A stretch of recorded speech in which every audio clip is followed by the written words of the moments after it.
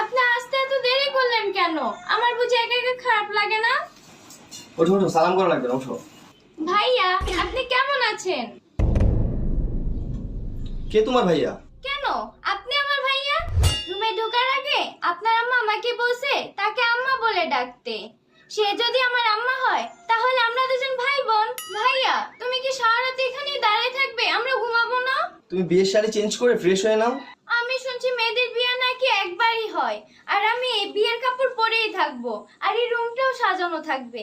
আসো ভাই, আমরা এইভাবেই ঘুমাই থাকি। আচ্ছা ঠিক আছে।